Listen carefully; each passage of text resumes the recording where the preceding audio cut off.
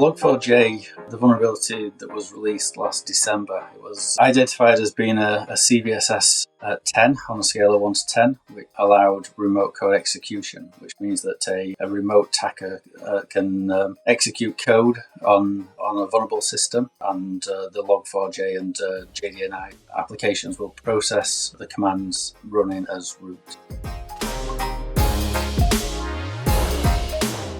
First thing that happened is we got intel that there was a vulnerability announced, and that it was CVSS version 10, which is not unusual in itself. We see quite a few CVSS 10s appear. But what was unusual about Log4j was the number of systems it affected. So it was quite often you see patches and vulnerabilities for single products, such as Microsoft or Cisco.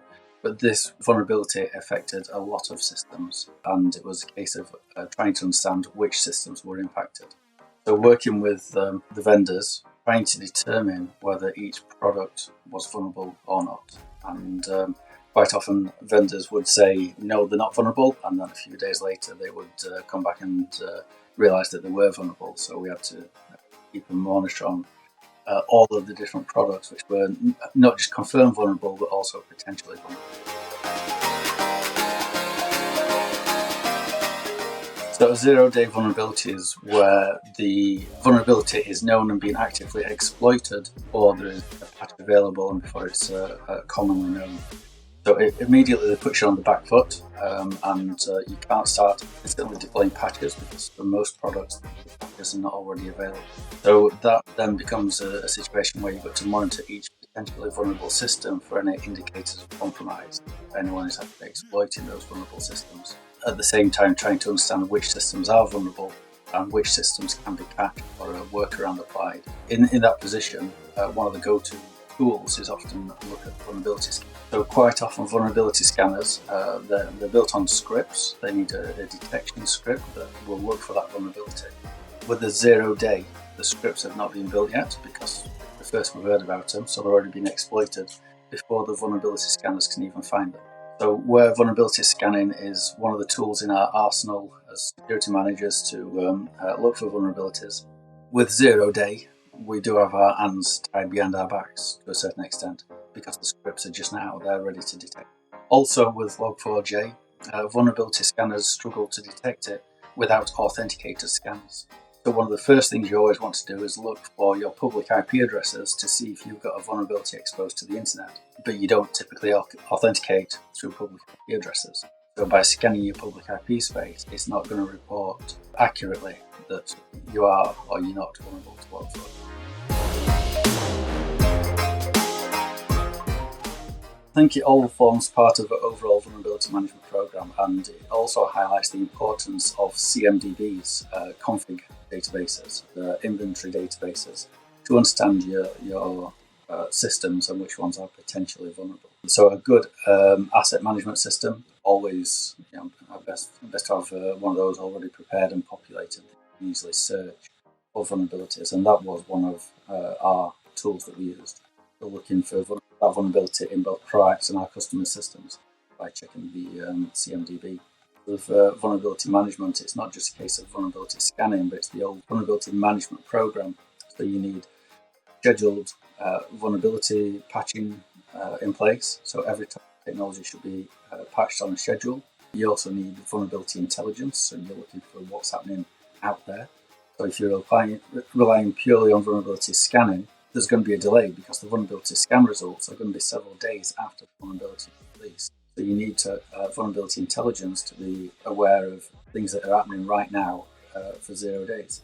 And vulnerability scanning is still an important part of that. But when it comes around to 0 days, you need to have other tools readily available in your arsenal. We handle vulnerabilities on a daily basis, and we process several CVSS version 10s. So that's a standard vulnerability management process. In addition to that, we've got a critical vulnerability management process, which is where we have to pull resources off other scheduled work to help out with the patching of this critical vulnerability. We try not to do that because it is disruptive for both Proact and our customers if work is already scheduled in. But if we deem the risk to be high enough, then we have to pull resources from other scheduled work to put all hands to the pump to start patching the vulnerability.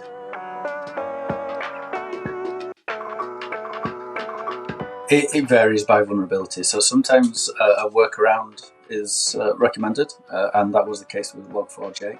And everyone rushed to put the workaround in place, but that was found to be not fully effective. It reduced the risk but didn't fully address it. There were then subsequent vulnerabilities found in Log4j and subsequent patches, which meant that all systems had to be revisited multiple times to apply the different levels of patch as the situation evolved. And when this first announced, the scale of it took quite a while for all the different vendors to confirm that they were vulnerable. So the scale of it didn't actually become clear for several days as to how many systems were confirmed vulnerable.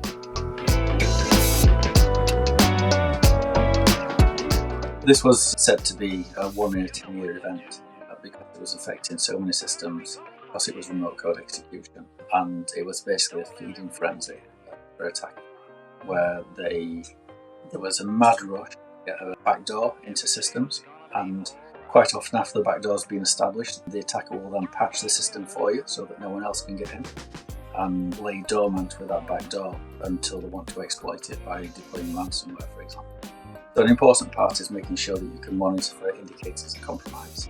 And we had to continually update our searches for different indicators of compromise as they became known. That's certainly going to be the case, because that's the way that the cyber attacks unfold, where someone maintains presence, they get a backdoor, and then they will sell that backdoor access to other people who can monetize it.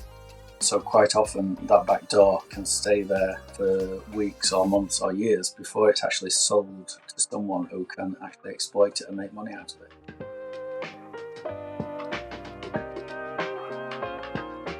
I would say that it is becoming increasingly common. A lot of companies are now facing this on a regular basis. So they're having to step up to the game, and each time we execute our critical vulnerability response process, there are lessons learned. We improve the process. And one of the things that I think was something that we fed back into the process this time was communication. Because we had to go through multiple rounds of communication, both internally and also to customers, as the situation unfolded, and as more products were confirmed to be vulnerable, it resulted in a lot more communication than we've had to do with single vulnerabilities.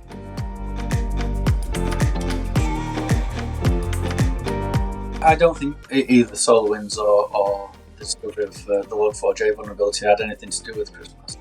But one of the things that I was concerned at the lead up to Christmas is that if a worm had been developed that could exploit Log4j, which is the intel that we were receiving, then an attacker would be wise to leave it until the Christmas period to deploy that worm, because that's when a lot of companies are at the weakest, when everyone's on vacation. So that was a concern leading up to Christmas, and we made sure that our 24/7 SOC was ready to monitor for the indicators of compromise and to keep that list of indicators of compromise updated throughout the Christmas period.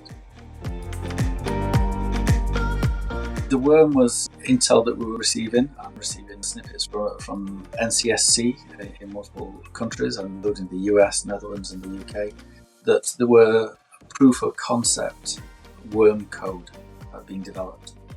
So a worm is basically malware that can jump from system to system without any interaction using vulnerabilities. And we were very worried about that because essentially it would potentially be able to jump like wildfire throughout an environment and destroy thousands of servers per hour if a worm carrying ransomware was spreading throughout the infrastructure. So that was something that we were particularly worried about and wanted to make sure that everything was patched before the worm was released. And there was proof of concept code seen available, but it was flawed. It wasn't fully effective. It got, for example, things like static IP addresses in there that could easily be blocked. And there is a market for zero-day code, and the closer to the 0 day, the more it's worth. So it's worth tens of thousands of dollars for that successful remote code execution worm. So there's a race from the attackers to actually develop that code.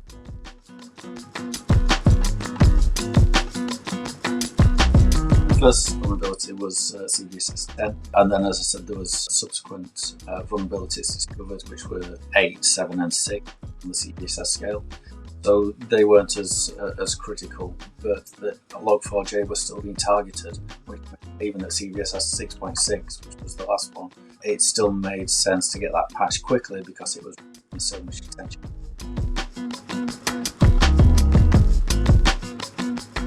Monitoring vulnerability intelligence, vulnerability scanning. So, for example, with the worm, even though it may, for example, use Log4j to get inside your environment, if you don't have everything else patched on a regular basis, the worm could then potentially use other multiple vulnerabilities in different products to propagate throughout the environment. So it's not just about a single one-off patching, it's about having a strong patching schedule in place across all technologies to not just have the old-fashioned approach of having a strong exterior, but you also need a strong interior that can also withstand it.